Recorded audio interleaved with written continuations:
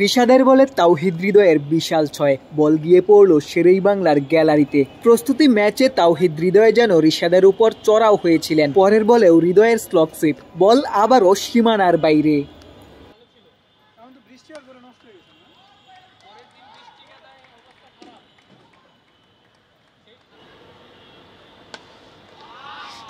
এর আগে শেরেই বাংলা দেখেছে তানজিদ তামিম এবং ইমন শো। জাতীয় দলের বিবেচনায় থাকা এই দুই ওপেনার যেন একজন আরেকজনকে ছাড়িয়ে যাওয়ার প্রতিযোগিতায় নেমেছিলেন। পাওয়ার প্লেতে মুস্তাফিজ শেখ মেহেদীদের তুলোধুনোই করেছেন।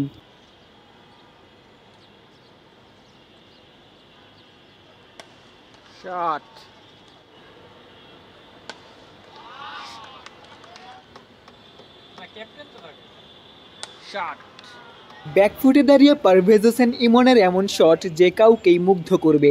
শেখ মেহেদীর বলে তানজিদ তামিমেরও প্রায় একই রকম শট, তবে সেটি ফ্রন্ট ফুটে বসে স্লক সুইপ। প্রস্তুতি ম্যাচে এই দুই ওপেনারই নিজেদের ব্যাটিংটা ঝালিয়ে নিয়েছেন। আসন্ন ভারত সিরিজে লিটনের সঙ্গী হিসেবে তানজিদ তামিমের সাথে পারভেজ ইমনই হয়তো থাকতে চলেছেন। জাতীয় দলে পারভেজ ইমন মাত্র একটা ম্যাচ খেলার সুযোগ পেয়েছিলেন। ডিপিএল এ দুর্দান্ত পারফরমেন্স স্বরূপ বিশ্বকাপের আগে জিম্বাবুয়ের বিপক্ষে সিরিজে আবারও সুযোগ পেয়েছিলেন, তবে ইমন ম্যাচ খেলতে পারেননি। তার পরিবর্তে সৌম্য সরকারই বিশ্বকাপে গিয়েছিলেন। 2026 বিশ্বকাপকে মাথায় রেখে নতুন করে দল সাজানোর গুঞ্জন চলছে। সৌম্যর পরিবর্তে ইমনই হয়তো ভারতে যাচ্ছেন। বিশ্বকাপে দুর্দান্ত পারফর্ম করা রিশাদ হোসেন বাংলাদেশ দলের সবথেকে বড় ট্রাম্প কার্ড। ভারতের বিপক্ষেও বাংলাদেশ দলের সবথেকে বড় অস্ত্র। ভারতীয় ব্যাটারদের পরাস্ত করার প্রস্তুতি হৃদয় রিয়াদদের বিপক্ষে বোলিং করেই নিচ্ছিলেন রিশাদ হোসেন। তবে হৃদয় যেন ছাড় দেওয়ার পাত্রই নন, রিশাদের উপর রীতিমতো চড়াও হয়েছিলেন।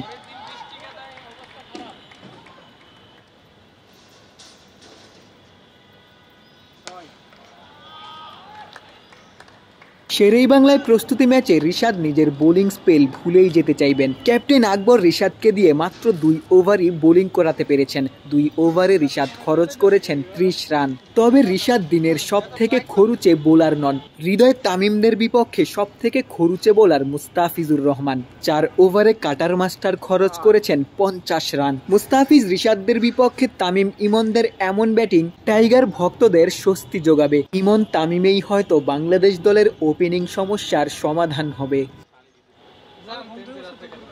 শেরেই বাংলা জাতীয় ক্রিকেট স্টেডিয়াম থেকে ক্যামেরায় আমিনুল ইসলাম সুজনের সঙ্গে গোলাম সারোয়ার, ক্রিকেট 97।